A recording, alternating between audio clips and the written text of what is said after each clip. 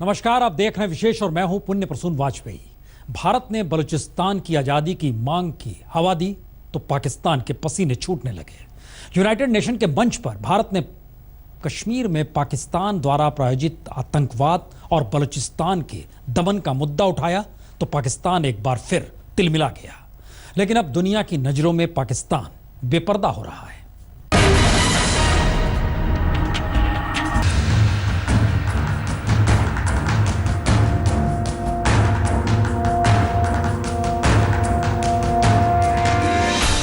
बलूचिस्तान के हक की लड़ाई बुलंद हो रही है। पाकिस्तान बेपर्दा हो रहा है। जिनेवा में यूनाइटेड नेशंस के दफ्तर के बाहर पाकिस्तान के जुल्मों की परतें खुल रही हैं।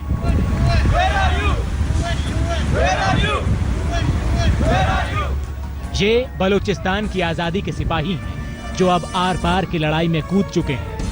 भारत के पीएम मोदी ने इनकी आजादी की उम्मीदों को पहले लाल किले की प्राचीर से हवा दी और अब यूएन में भी भारत ने पीओके और बलूचिस्तान का मुद्दा उछालकर पड़ोसी को आईना दिखा दिया है। अंतर्राष्ट्रीय जमात के सामने भारत ने दो टूक कहा।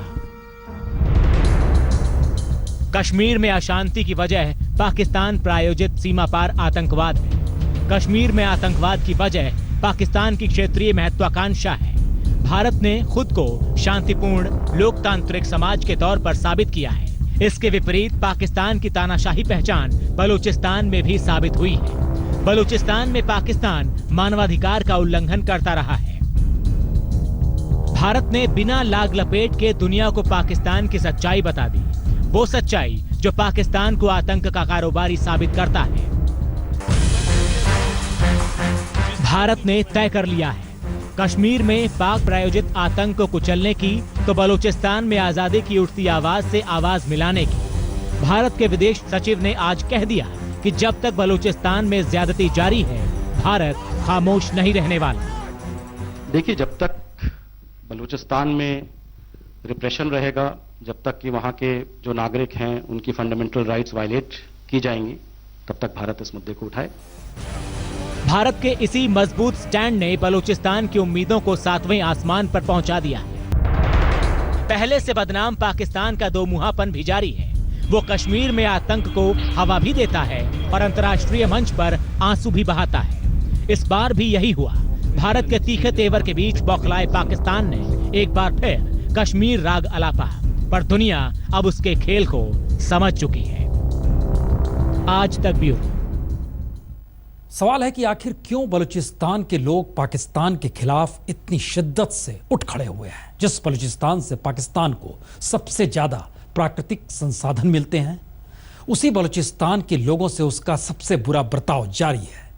जानवरों से भी बुरा बर्ताव। और यह कड़वा सच दुनिया से छुपा नहीं है।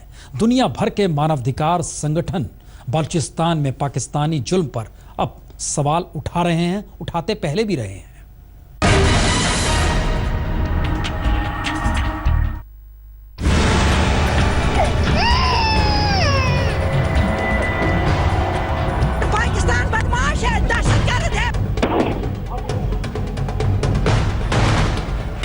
अपने ही देश के लोगों पर पाकिस्तान के जुल्म सितम का ये जीता जागता सबूत है।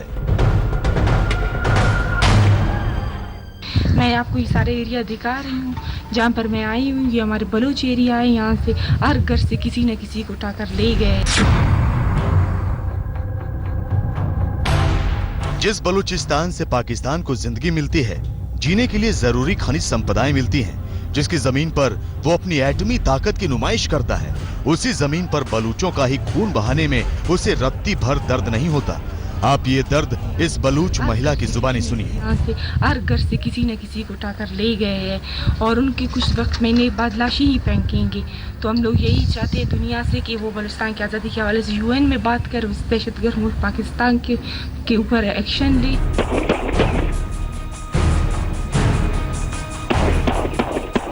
जुल्म का ये सिलसिला तो काफी पुराना है, लेकिन लाल किले के प्राचीर से जब प्रधानमंत्री नरेंद्र मोदी ने बलूचिस्तान के हक को हाँक लगाई तो पाकिस्तान हाँफने लगा। खिसियाई हुई बिल्ली तो खंभा नोचती है। खिसियाया हुआ पाकिस्तान अपने ही लोगों पर केमिकल हथियारों का इस्तेमाल करने लगा। आज तक को मिली जानकारी के मुताबिक पाकिस्तानी आर्मी इस कदर बौखलाई हुई है कि बलूचिस्तान में रासायनिक हथियारों का इस्तेमाल भी कर रही है। हमारे एरिया गोल्डन एरिया में जेट तैयारों से केमिकल वेपन से उन्होंने हमला किए, बहुत से लोग मारे गए और 200 से ज्यादा गर्द है जिनके आदमियों को उठाकर लेके उनका वीडियो भी मौजूद है। मैं आपको ये सारे एरिया दिखा रही हूँ जहाँ पर मैं आई हूँ। ये हमारे बलूच एरिया है, यहाँ से हर घर से किसी न किसी को उठाकर ले गए हैं और उनके कुछ वक्त महीने बाद लाश ही फेंकेंगे। आपको यकीन नहीं होगा कि पाकिस्तान कैसे अपने ही लोगों पर जुल्म की सारी हदों को तोड़ देता है, लेकिन पाकिस्तानी जुल्मों का सच बलूचों की ये गवाही दे रही है कि पाकिस्तानी सेना रासायनिक हथियारों का इस्तेमाल करके पहले लोगों को बेहोश करती है, फिर मार डालती है।